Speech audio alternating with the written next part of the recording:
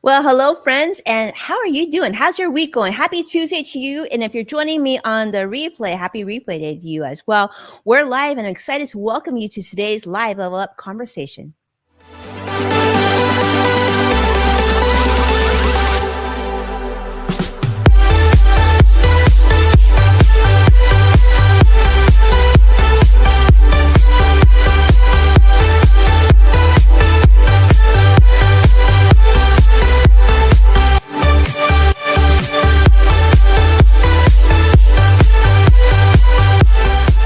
Welcome to Level Up with Winnie Sun.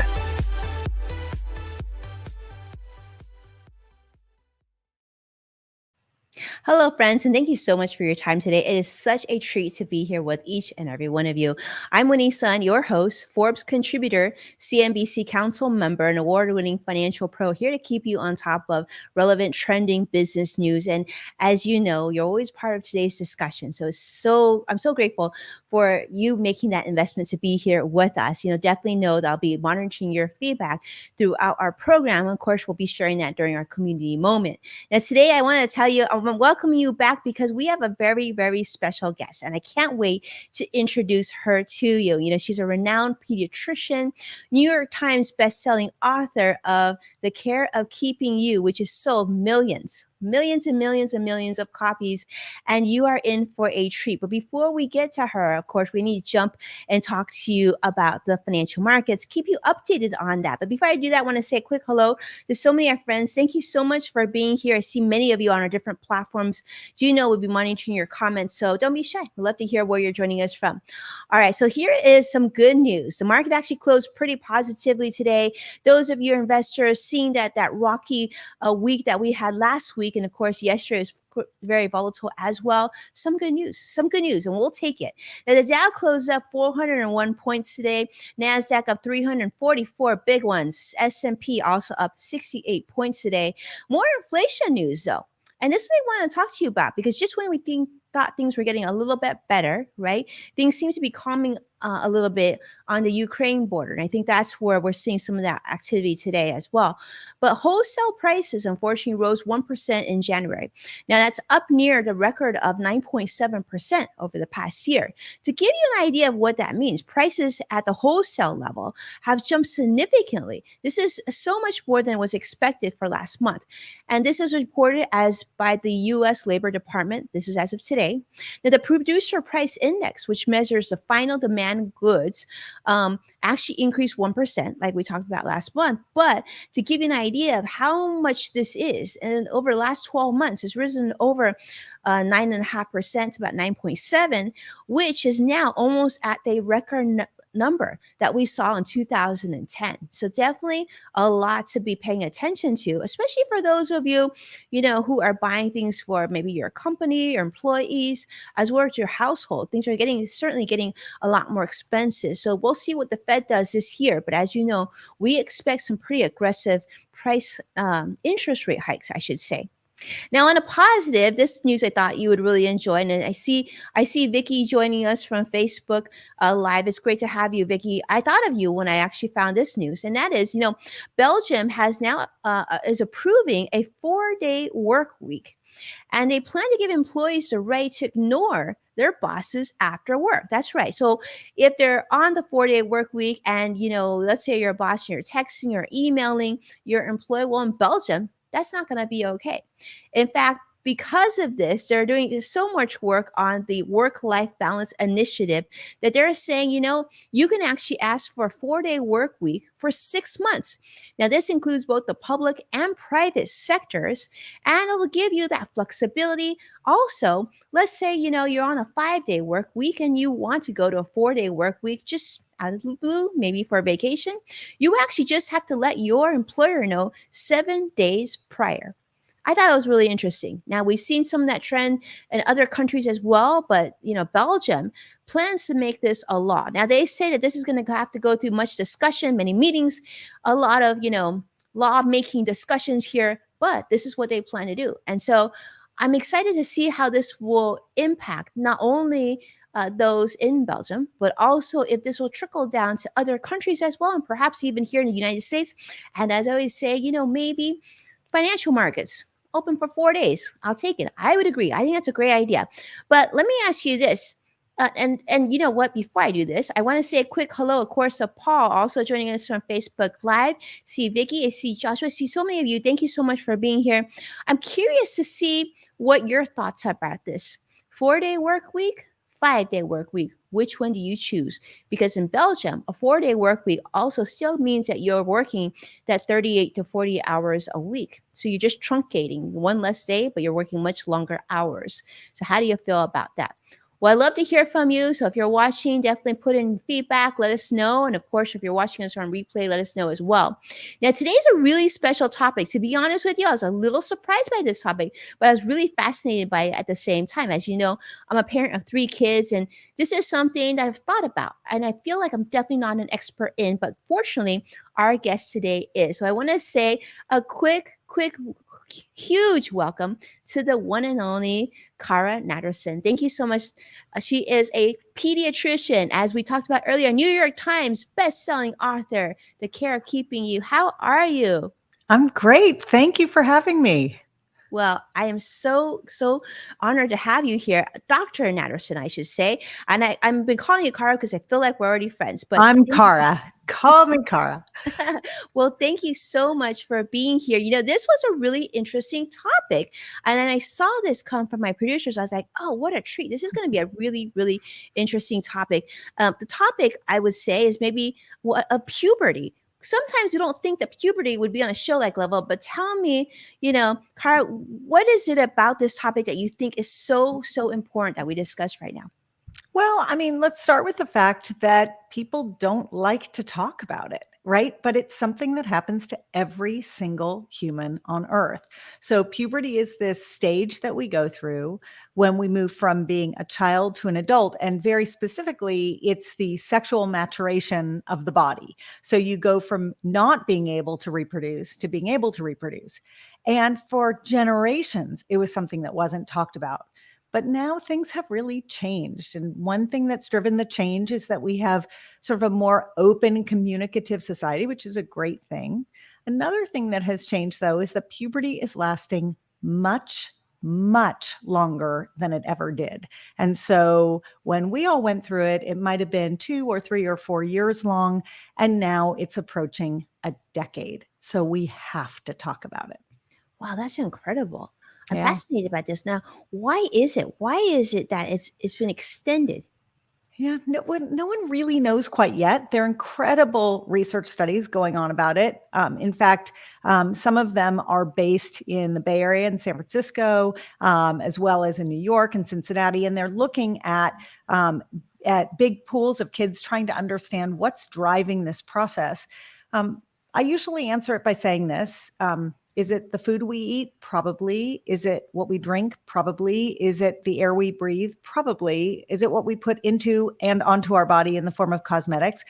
Probably. There's probably a common denominator or 2 or 3 that are threaded through all of those things that are impacting the way that our hormones are released and how they surge and then fall in the body. And that's what starts puberty. Oh, how interesting. Now, for those of you who aren't familiar with Cara, she graduated from Harvard University, Johns Hopkins Medical School, and UCSF, and she's become a leading voice in puberty and adolescent health. And I know many of you are here with us today and really joining in this conversation. I thought it was really interesting for a number of reasons. This is something that hasn't been on my radar, I will have to say, Cara.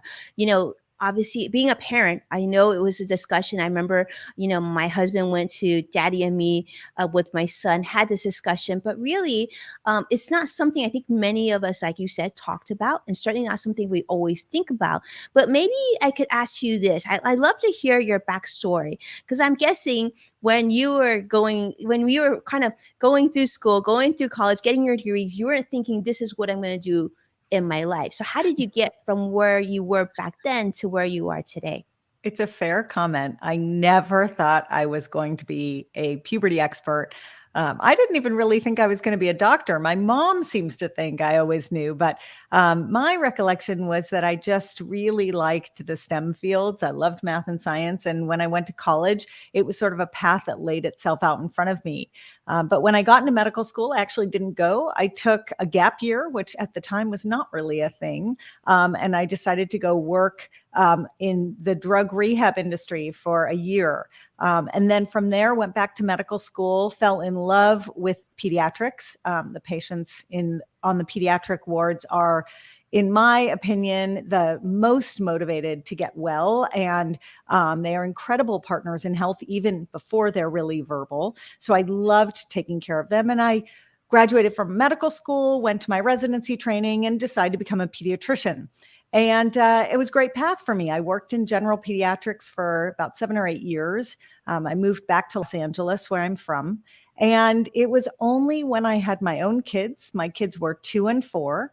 I'm married to a cardiologist, and I really couldn't find balance. I mean, that is the truth of the matter, is that I couldn't figure out how to take care of everyone else's kids and how to take care of my own.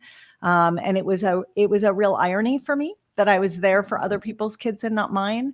And so one day I decided to trade clinical medicine for writing. And I had already written a couple of books. I had written some parenting handbooks when I was in practice. And so it felt like a natural transition. It turns out in hindsight, it was a crazy gamble, but one that paid off fairly well, because I became a writer and a consultant. And within a couple of years, found myself pitching an idea to the company American Girl. American Girl is a doll company, but they happen to have a very large and impactful publishing section. And the most common book that I ever told any parent about was this book called The Care and Keeping of You. And it was originally published in 1998, which is when I was in my training. And I found myself pitching American Girl, and I said, times have changed a little. This was 2011. I said, times have changed, and I think the book needs a little updating, and I think it should be a whole series, and I think it should include this and this and this. And by the way, there should be boy books. And they looked at me like I was crazy when I said boy books, because American Girl is a company that was at the time exclusively focused on girls. And here we are a decade later, and have multiple American Girl books out. And there are 2 boy books in the series, actually, one called Guy Stuff and one called Guy Stuff Feelings. And they are essentially the same as the girl body books, because puberty, as it turns out, is not really gendered, which is something we can talk about. Yeah. And from there, the path to becoming an entrepreneur was, it was a logical one, because I was writing about all the body changes and going around the country and speaking to kids and speaking to parents. And what I realized in my own home as my kids were going through it and talking to people all over was that there were no solutions for any of the discomfort that the kids had. And so that is how I ended up founding a company that was exclusively dedicated to making puberty comfortable. And we make products and content that help parents and kids. Well, Cara, you made a big switch there. I mean, you went from being a pediatrician, seeing patients and juggling kids, and completely going to pitch this idea to American Girl. Like, how did you pick American Girl, and what made you think that they would actually decide to do business with you? It was right place, right time. I mean, there's no other way to say it. I was speaking. I had put myself on a little book tour with one of my books, a book called Dangerous or Safe. And I went around to schools in LA, and I would speak in the evenings. And someone from Mattel came and heard me speak and invited me to come speak at Mattel. And one thing led to another. And I ended up in conversations with the people at Mattel. And they sort of said, well, if you could do anything with Mattel, what would you do? And why I knew that Mattel owned American Girl is beyond me. I didn't even know I had that piece of information lodged in my brain, but apparently I did. And I just said, you have this book, and this book is a gem. And I think it can be so much more. And I will add that the book continues to be a true cult classic. If you go on social media, if you go on TikTok and you put in the hashtag, The Care and Keeping, you will see thousands and thousands of tribute videos. The cover of the book was a trending Halloween costume this year, which my kids, who are now 16 and 18, declared my greatest victory ever. It's really, it really was an instant classic. And I've become very close with the original author, a woman named Valerie Schaefer, who was, integral in getting it onto the market. Wow, that's great. Well, Cara, we're so excited to hear about your successes. I think a lot of times, especially as parents or even entrepreneurs, we're thinking, wow, it's such a big shift. She went from great credentials, obviously, amazing education background. Like basically any college like parents are thinking of, you basically probably have a degree from.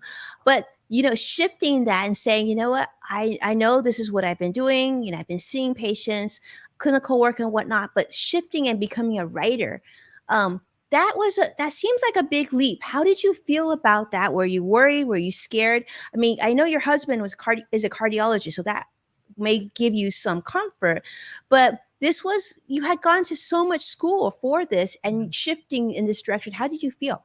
Oh, it was terrifying. When I speak a lot about brain development, and I talk about how it takes until a kid is about 30 for their brain to fully mature and for them to be able to make really smart, consequential, long-term decisions. Well, I was barely over 30 when I decided that I wanted to become a writer, and I am now 100% certain it was because my brain just wasn't mature enough to understand the long-term consequences, because it was a real gamble. But I think it's a good example of how having a slightly less mature brain is it's a really powerful tool, because it allows you to give yourself permission to try something and take a risk that you might not otherwise. So if I had waited another 3 or 4 or 5 years, I actually don't think I would have done it. And I'm very grateful. I'm not an impulsive person or a risk-taking person. So I'm very grateful that for whatever reason, I was able to make that leap. I think another piece of it, though, is that I was trained and credentialed to do a job that I could go back to. So I've always known in the back of my mind that if I wanted to go back into the practice of medicine, I can. And that's the gift of having that trade. It's something that gave me the freedom to try something else. I love that. I love that. It's so true. Sometimes it's that youth that gives you that bravery. Like, well, what can you lose? You can always go back, right? And I love that, having that confidence. Sometimes I say it, sometimes knowing that you can always go back to your parents, right? Yep. Worst case, or there has to be something where you feel like there's a plan B, and that makes you a lot braver. I love this. Let's talk about transitioning and becoming a brand. Many of us feel like we've been doing one thing all our lives, or maybe this is our day job, but we hear more and more about the importance of having a personal brand. And for you, I mean, going from your previous life to now writing your own book and really having to be mindful of what your brand is and the message that you're trying to share. Did anything surprise you in that transition? Well, I'll lay the scene out for you so that you can appreciate what was going on in my home at the time. So as I transitioned away from medicine to writing and then started really taking a deep dive into puberty, my kids were getting older. So when my first puberty book came out, when I rewrote The Care and Keeping of You 1 and came out with the companion book, which was very creatively titled The Care and Keeping of You 2, my own daughter was just entering puberty. And not only that, but in the school system, at least in California, because health education is important, but there aren't a tremendous number of resources, often parents will volunteer to come into the school system to teach the course. So who comes into the classroom to teach the course? Me, right? So all the kids are in the classroom, and I know all these kids, and I'm teaching them about their bodies and about hormones and about all these things that they think are scary and gross. And my own daughter was literally hiding under the desk. And then I now say, oh, I'm going to double down and I'm going to launch a company. I'm going to make a bra. I am going to launch a company that's all about puberty and positive puberty messaging. And you have to imagine what it was like for a young girl whose mom was living that and building that. And then 2 years later, I come out with boy content just in time for my son to age into his own puberty. And so much of the brand that I have built has been sort of in honor of and just coincidental with my own kids' trajectory. And they have been a very big piece of how I message around puberty, because it's a stage of life when a lot of people historically have felt tremendous shame. And I don't think there should be shame. Now, my daughter, if she was sitting here, would say, well, it was very shaming to have a mom who was doing this, but I felt no shame about my body. So I think that's a win. That's good. I mean, Yeah. and how cool is that? And it's so interesting you say that, Cara, because I was thinking the same thing when we were looking at this on the schedule of our program here today. Everyone's like, "What an important topic!" I wish I had heard that or talked about that or learned more about that. And I'm here in California as well, Cara, and you're right. I mean, it is somebody. I remember my husband had to take my son. My son came back and was like, "I don't want to talk about it. I don't want to talk about anything we talked about, Mom." I'm like, okay, but we need to know, right? Because if we don't know, we can't guide. And so that's amazing. I love this story because so many times it almost seems like you sort of a series of sort of unplanned events led you to the inspiration of now a very, very large successful brand. You have multiple books now, and you need to tell us about your new company too, because this is honestly, I had never heard of this, probably because I have 3 sons, but what a cool, I mean, I think back when I was growing up, when I went through puberty, this would have been so much better than what we had when we were kids, right? You and me both. So I'm really proud of this company. It's called OOMLA. It stands for Order of Magnitude Los Angeles. And the reason for the phrase order of magnitude is that everyone grows by an order of magnitude through puberty. It's just whatever's right for them. And we launched with bras in late 2020. I'm very excited to say that 2022 will be our year of going gender neutral.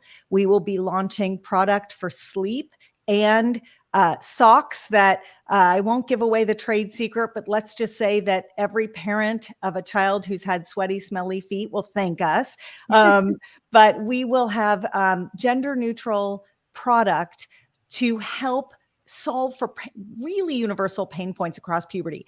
But the thing I'm the most proud of is actually the content. So in 2021, we doubled down and launched 2 streams of content.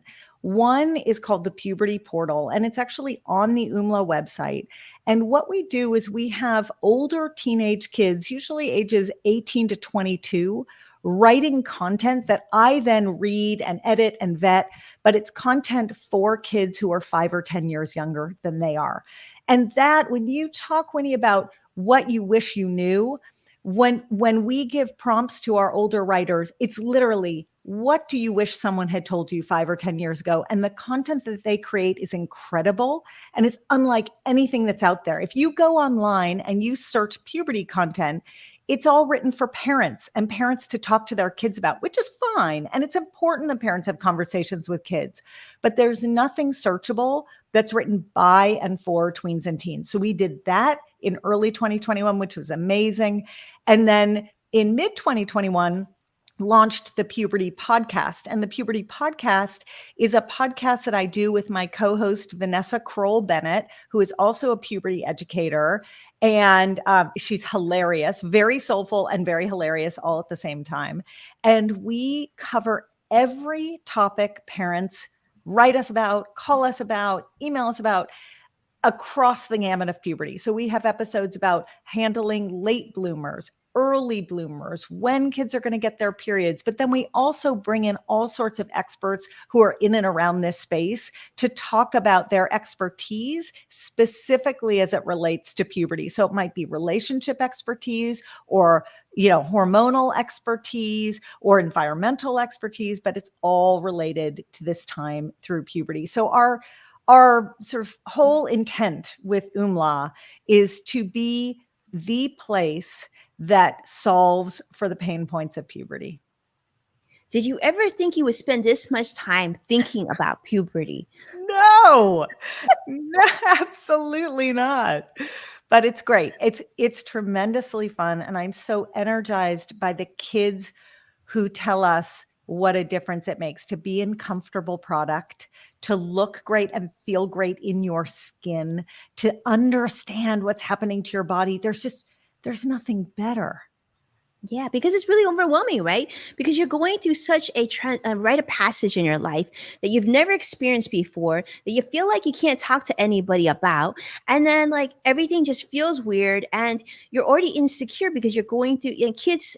Let's be honest, kids are insecure, right? It's normal. We all were insecure during that time, and then and especially now you're tying with COVID and everything else, you feel like you don't have a safe space. So, what an important need. So, I mean, wonderful. I can't wait to deep dive into this. I'm sure my son is going to be like, oh, mom, don't talk to me about this. But I would love to know, because this is fascinating. Even if you've already gone through this in your life, it may not be applicable to you right now, but I'll bet you some of the things, not some of the things, probably a lot of things that Cara is sharing are things that you wish you knew, because I'm actually like, I'm just like, wow, this is incredible. Winnie, I'm going to tell you that if you try talking to your son, and by the way, all of our kids are different. And so even if they're raised in the same home, the way that they manage this information depends on their temperament and their birth order and what's going on at the moment that you decide to dump something on them, right? But if you build up the nerve and you decide you want to have a conversation, that's great, but it's not a one-off, because he may not hear it, or he may not be ready for it, or he may know a lot more than you realize he knows. And so these conversations, there are hundreds of them, and there is nothing but time. And for parents who are nervous about it or feel a little bit like they should have gotten on it sooner and they're not sure how to handle, that's great. Just take a stab at it. Tell your kid, hey, I'm going to try to have this conversation with you. If they're into it, they'll have the conversation with you. If they're not, they will walk away or shut the door, and that is fine. It works to not make eye contact. So in a car is great. When you turn off the lights at night is great, because that's less vulnerable. But just try talking about all of this. And maybe more importantly, try listening, because they will teach you so much about what it's like to grow up today. It's different. It's different. It is different, and it's stressful, and it's big. Yeah. It is big. Yeah. And I mean, and I'm just fascinated by this. So let me ask you this. So what's the next step for you look like? I mean, you're helping, you continue to help so many families now across the country. I'm sure you never thought you would be in this situation, like the puberty queen now. I'm sure people have called you, but like, what's next? I mean, you've built a brand, because a lot of times I think business owners too, we specialize in one aspect. Does this just continue to be evergreen, or is there a next chapter? What's your creativity look like in the future? Yeah. So I think we will double and triple down on evergreen content, because we know that every single kid will experience this transformation to adulthood. But where we will really grow and expand is bringing all genders into the fold. So I think we've done a better job as a society talking to girls about body changes than talking to boys or kids who don't identify as girls. Because what happens is that the physical changes for a genetically female body are far more obvious. And there's been a lot more talk for generations about all of these transformations. Where we have a ways to go is talking to the kids whose changes are more subtle until they're not. So I want to bring in all genders, and I want to help them with both product and content. And my legacy that I hope I leave at the end of all of it is that a generation from now, puberty is just a nothing sandwich. It's just a stage of life that everyone goes through, and there's tons of information about it. And maybe it's a little speed bump along the way. And that's it. Wouldn't that be amazing? That would be amazing. And then for the next 10 years, you would know exactly what was happening, and you would feel secure and feel like you could talk about it as easily as you could talk about, I don't know, the book that you're reading or the sports that you're in. And that would be powerful. Yeah. I know, right? So that's the dream. Let's see if we can get there. Well, I'm sure you're helping a lot of people do that right now. So it's really interesting. So for those of you who are tuning in, definitely want to invite you to check out, Cara's projects, because that's incredible. Let me ask you this. I think it's time for a little bit of speed round and have some fun. What do you think? Okay, go for it. All right. So, Cara, I want to ask you this. We're going to give you basically 2 minutes and about 2 questions here. We want to know, what's one thing in life, if you could do differently, what would it be and why? Um, I would start meditating. I would have started meditating earlier in life. I have learned a lot about the brain as I have studied medicine and health and worked with kids and families. And I've learned about the power of meditation and mindfulness. And I wish I had had that tool earlier, especially in puberty, because as hormones are surging and you're riding highs and then you're feeling lows, meditation's an unbelievable tool to be able to feel centered and leveled. So that's what I would do differently. It sounds like we know the next chapter that you'll be writing. Maybe. Just maybe. I love that. All right, Cara, here's your second question. What's the toughest challenge that you've had in your work life, and how did you overcome it? Well, I did mention earlier that I had trouble finding work-life balance. I had so much trouble, I left my job and had to reinvent. And my solution to not being able to balance work and life was a complete career shift. My hope is that for both of my kids, as they get older, they will have tools at the ready so that when they have trouble balancing work and life, because everyone does at some point, they won't necessarily have to totally jump ship like I did. But if they do, it may work out the way it worked out for me. And that would be amazing. And so I'll support it the whole way. I love it. I love it. Yeah. Work-life balance. I think that's a common thing that we're hearing more and more. And it's amazing that you made such a big shift to achieve work-life balance. And I would guess that you're probably just as busy now as you were when you were being challenged, but probably because your kids are probably more grown up now, it might be a little bit easier. Yeah, I think I'm probably busier, believe it or not. But it is true, having independent kids makes a huge difference. And the other thing that makes a huge difference is turning off the computer and putting down the phone, because we can all be absorbed by it 24/7, Mhm. even when you run a puberty company, especially when you run a puberty company. So that has been the tool, is learning how to. We actually have a room where our devices live. And it's just a little corner of my husband's office. And I just check things in like it's the library. And I just leave stuff and you cannot reach me. It's a gift. It is a gift. Well, does your husband do this as well? I mean, he's a cardiologist. Can he check in his cell phone in this room as well? Winnie, he uses the cardiology thing as a total excuse because he does not check in his phone. And then we see him doing social texts at dinner, and we're like, that's not a cardiology call. That's your friend so and so. So we encourage him. I have 3 of 4 in my house who are just devoted to checking in their devices. And one day we'll get him to do it. There's hope. There's hope for him yet. This Yes, is sir. incredible. But I think this is also very inspiring for people who feel like perhaps they're just overwhelmed and they feel like they've gone through you're such a good example of this. You've gone through so much education to get to where they are at this high level of work, and then all of a sudden wanting to consider making that shift, and how scary that can be. But it's something we can celebrate for you, Cara, because we are so excited to be on this journey with you. Let me ask you this: for people to learn more about you and, of course, your next step, and I know for certain there's going to be another chapter, where should they go to follow you? So there are lots of places, and I would love to see you on any and all of them. The OOMLA website, which is myOOMLA, MYOOMLA.com. And then on Instagram, my personal Instagram is Dr. Cara Natterson. There's also the OOMLA Insta, We're on TikTok now, which is my favorite place to be. My kids just did a TikTok last weekend, which was amazing and got a little bit of virality. So that's the OOMLA TikTok. And then, I'm always available at my website called worryproofmd.com. And that's a place that you can send me a note. Worryproofmd.com. What a great URL.